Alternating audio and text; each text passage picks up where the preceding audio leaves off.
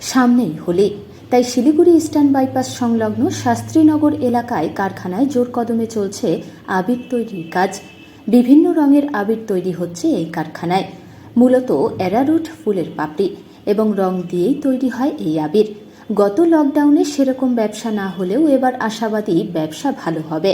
শিলিগুড়ির এই আবির কারখানায় 30 থেকে 35 জন কাজ করেন এই আবির তৈরিতে।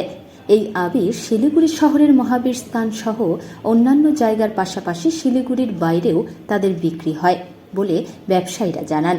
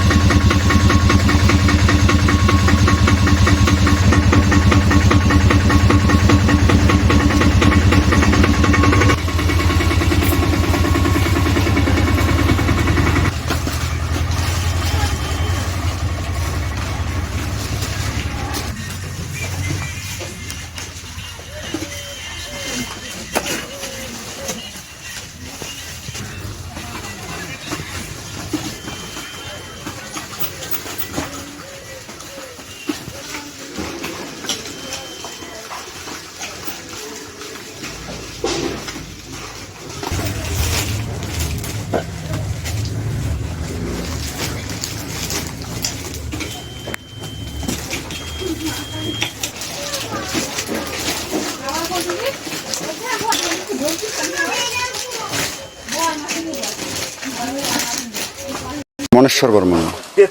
আমাদের রং তো অ্যারোট দিয়ে তৈরি হয়।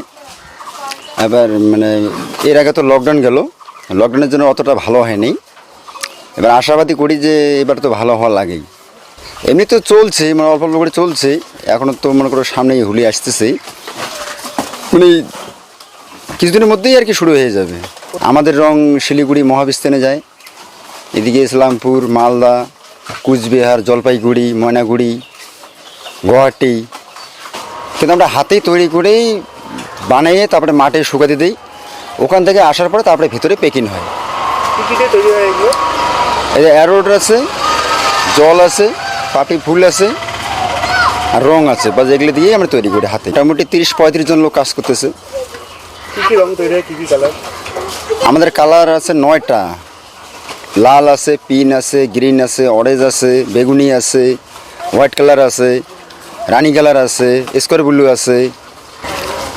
রং তো সবগুলো আমাদের ভালো, এখন তার মধ্যে যার যেটা ভালো লাগে